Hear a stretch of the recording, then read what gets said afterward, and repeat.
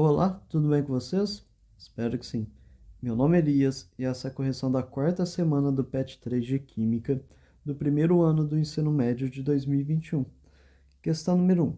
Na figura são apresentados os desenhos de algumas geometrias moleculares, SO3, H2S e BeCl2 apresentam, respectivamente, as geometrias moleculares. O exercício forneceu o número atômico de cada um desses elementos. Vamos utilizar esses dados para fazer a distribuição eletrônica e saber quantos elétrons tem na camada de valência de cada um. Para saber quantas ligações cada um desses elementos faz. Fazendo a distribuição eletrônica, temos que o hidrogênio tem um elétron na camada de valência, por isso que aqui no desenho eu coloquei apenas um elétron para ele.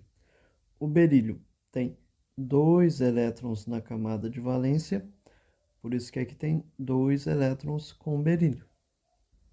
O oxigênio tem 6 elétrons na camada de valência, que é a camada 2, você soma aqui, ó, 2 mais 4 dá 6. Por isso que em cada oxigênio tem 6 elétrons. E o cloro vai ter 7 elétrons na última camada, que vai ser a camada de valência dele. Você soma aqui, ó, na terceira camada, 2 mais 5 é igual a 7. Por isso que no cloro tem 7 elétrons. De acordo com a regra do octeto, para que um elemento fique estável, ele tem que ter 8 elétrons na sua camada de valência. Com estes elementos, a exceção é o hidrogênio, que fica estável com 2 elétrons na camada de valência. Aqui na distribuição eletrônica, faltou o enxofre, mas como o enxofre está na família do oxigênio, que é a família dos calcogênios, ele também terá 6 elétrons na camada de valência. Por isso que aqui no desenho eu coloquei 6 elétrons para o enxofre. Agora vamos fazer as ligações. O enxofre precisa fazer duas ligações para ficar estável, assim como o oxigênio. Então aqui, ó, nessa parte aqui, ele fez duas ligações. Com isso, ele terá 8 elétrons na sua última camada e o oxigênio aqui em cima também terá 8 elétrons. Só que faltam 2 oxigênios e o enxofre não precisa de mais nenhuma ligação. Então, o que ele faz? Ele empresta por meio de uma ligação dativa 2 elétrons para cada um desses oxigênios. Como o enxofre está ligando a 3 elementos iguais e não sobrou nenhum elétron sem fazer ligação, a geometria molecular do SO3 é trigonal plana. E o nome dessa molécula é gás trióxido de enxofre. O H2S, que é o sulfeto de hidrogênio. O hidrogênio faz apenas uma única ligação, o enxofre faz duas ligações. Só que repare que no enxofre sobraram 2 pares de elétrons sem fazer nenhuma ligação. Isso faz com que essa ligação seja angular. O cloreto de berílio, que é o BeCl2.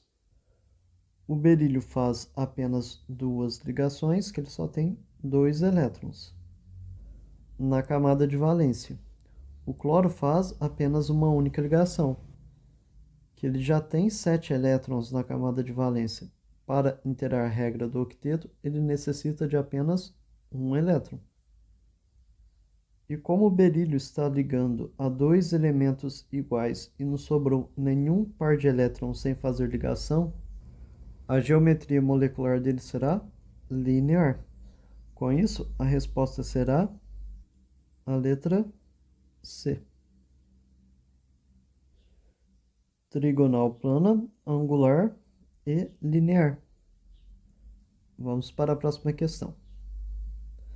Questão número 2. A figura mostra modelos de algumas moléculas com ligações covalentes entre seus átomos.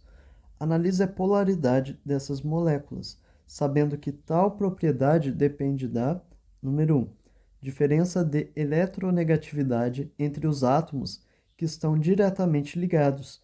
Nas moléculas apresentadas, átomos de elementos diferentes têm eletronegatividades diferentes. Número 2. Forma geométrica das moléculas. Dentre essas moléculas, pode-se afirmar que são polares apenas. Suponha que a molécula A seja o metano, o CH4, que é o carbono ligado a 4 hidrogênios. Como o carbono é mais eletronegativo que o hidrogênio, o vetor momento dipolar de cada hidrogênio vai em direção ao carbono.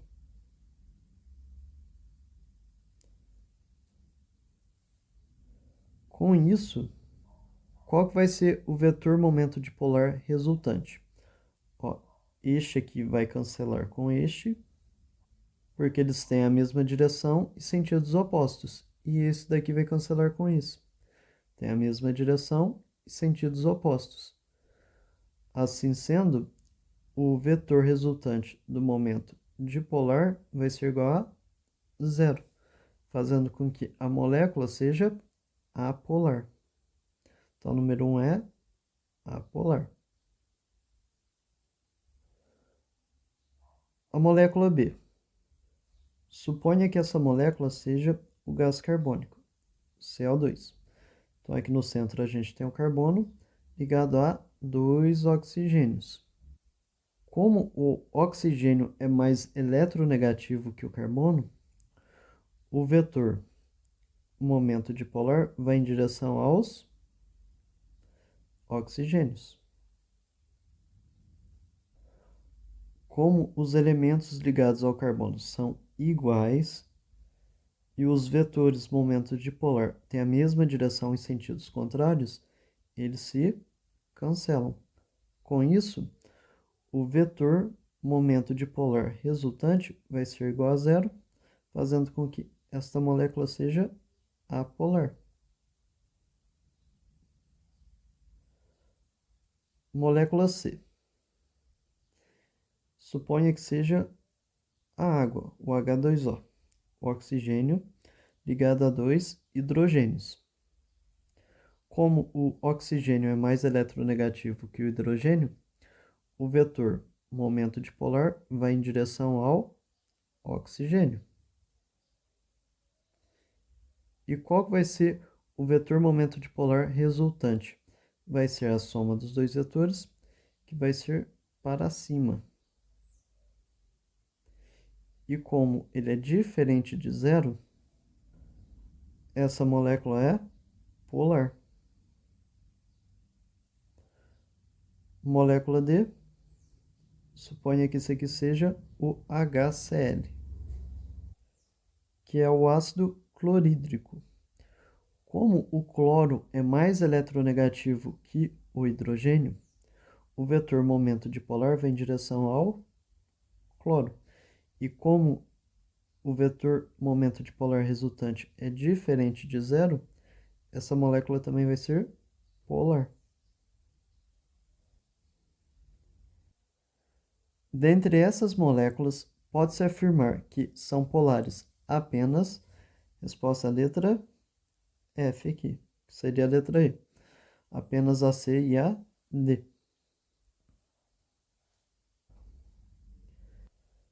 Questão número 3. Explique com suas palavras como as interações intermoleculares influenciam nas propriedades das substâncias. Devido ao tipo de interação, a intensidade das forças intermoleculares define o estado físico da substância em determinada temperatura e pressão.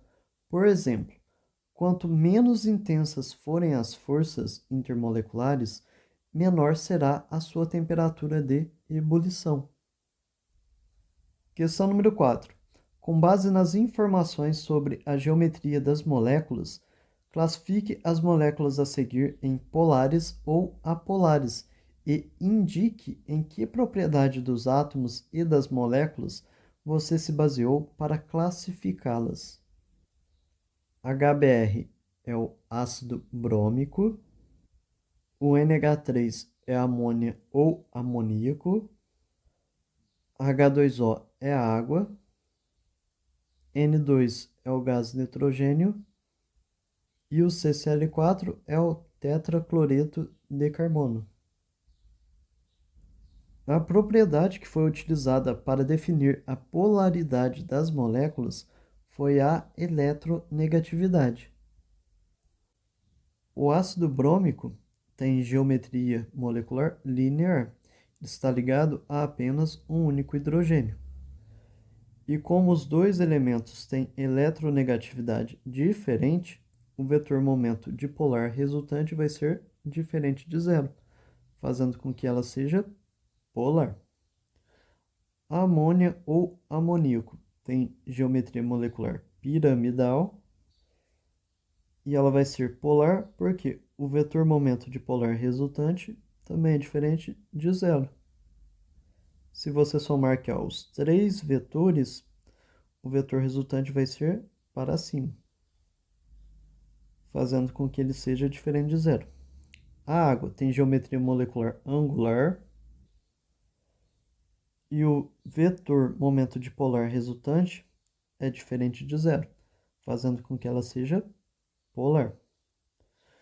O gás nitrogênio, o N2, tem geometria molecular linear e como a ligação está entre dois elementos iguais que possuem a mesma eletronegatividade, o vetor momento dipolar resultante vai ser igual a zero, fazendo com que ela seja apolar.